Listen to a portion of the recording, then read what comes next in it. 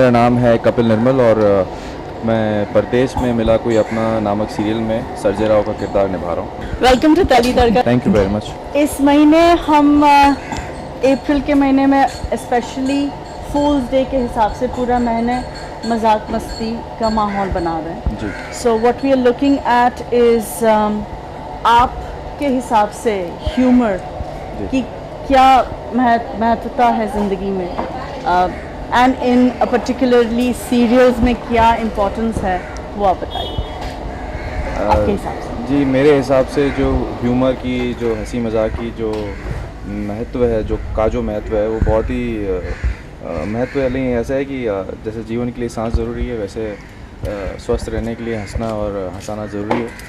I think सबके अलग अलग तौर तरीके होते हैं। हर आदमी का नेचर पे डिपेंड करता है वो किस तरह से उसका ह्यूमर सामने आए लोगों के। तो आई थिंक ह्यूमर का होना एक ज़िंदगी में बहुत ज़रूरी है और कई हमारे आसपास ऐसे लोग होते हैं जो हमें हंसाते हैं, हमें गुदगुदाते हैं। तो आई थिंक ऐसे लोगों का होना और ऐसे लोगों के पास होना बहुत ही इम्पॉर्टेंट है। तो आपके लाइफ में ऐसा कौन है जो इतना ह्यूमर लाता मेरी है? लाइफ बड़ी सिंपल और सीधी है। मैं एट टाइम्स खूब हंसा भी देता हूँ और खूब हंसता भी हूँ, बट उसकी कोई श्योरिटी नहीं है। तो I am always in search of people जिनके साथ बैठ के मुझे थोड़ा सा मस्ती आए, अच्छे लोग हैं तो मिलते रहते हैं।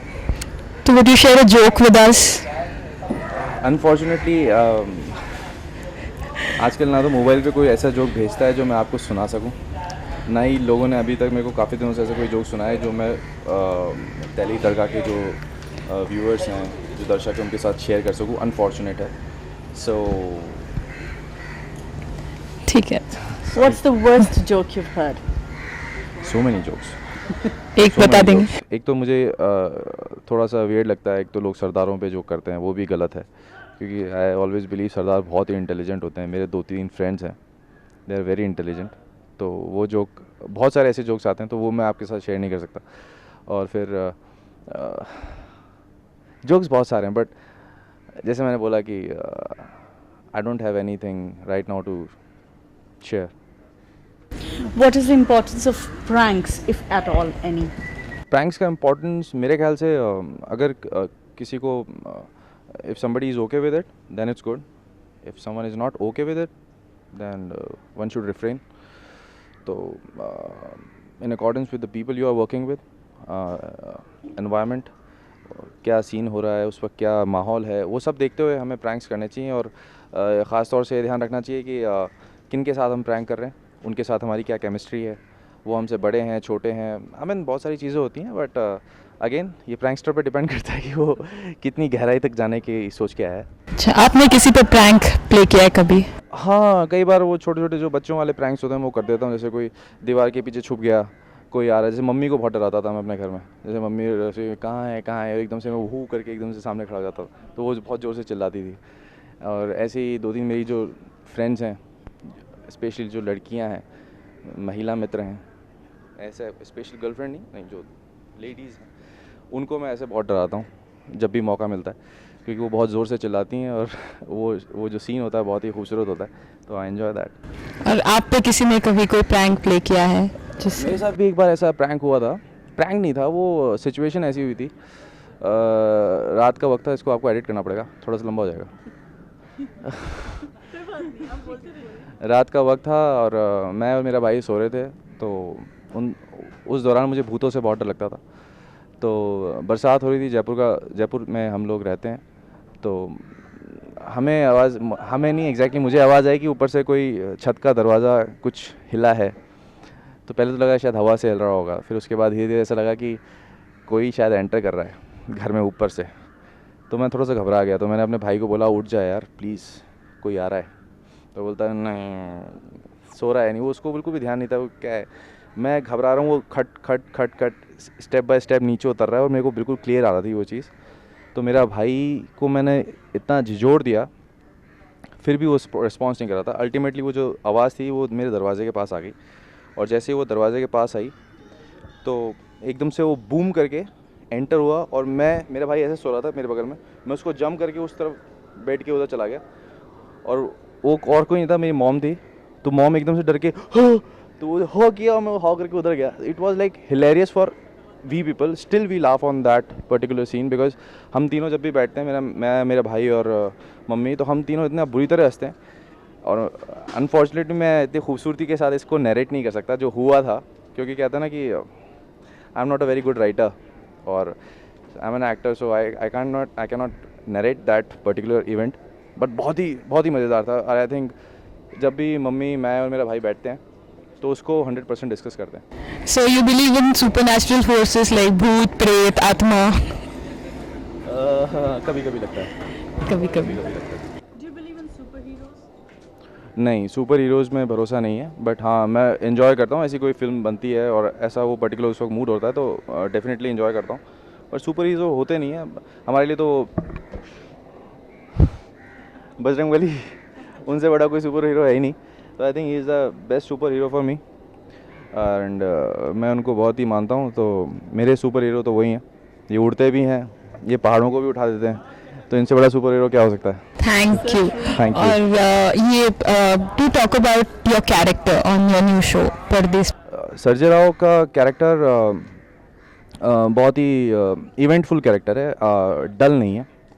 बहुत सारी इसमें खूबियाँ हैं. ये हंसता भी है, हंसाता भी है, लड़ता भी है, मारता भी है.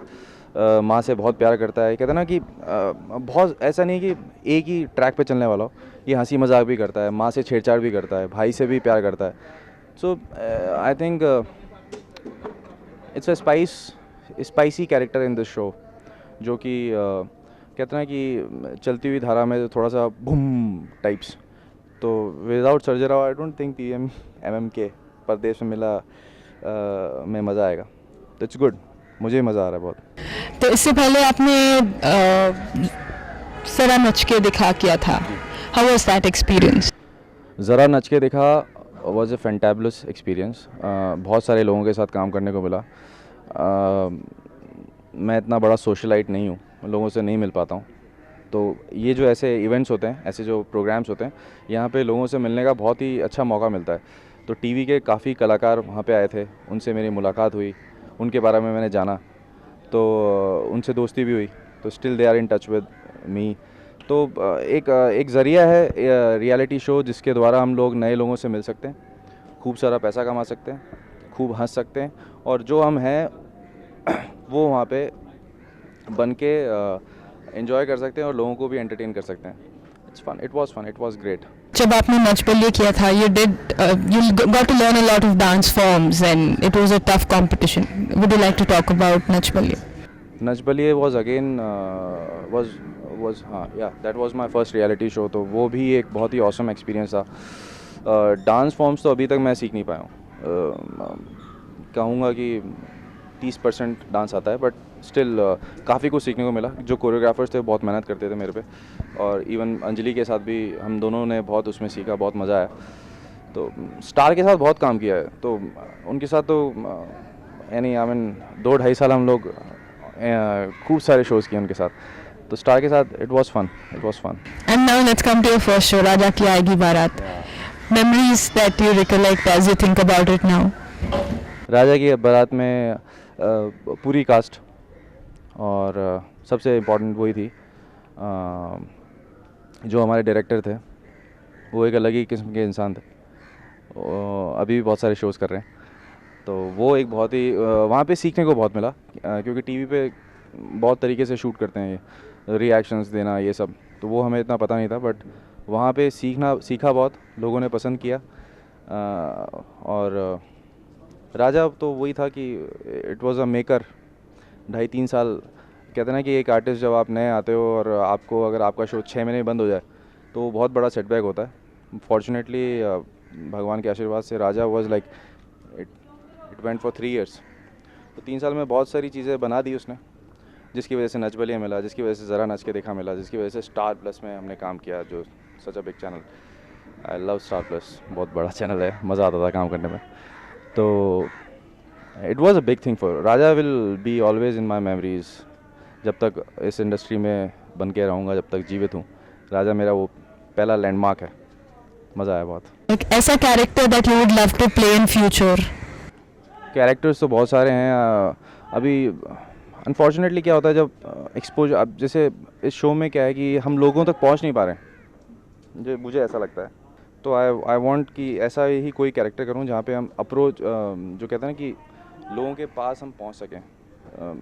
मैं क्या बात कर रहा हूँ इस वक्त। तो आई होप कि आगे भी अच्छे स्पाइसी कैरेक्टर्स करने को मिले। इवन राजा जैसा कैरेक्टर भी करने को मिलेगा 1-2 साल बाद, तो फिर करूँगा, पर अभी नहीं।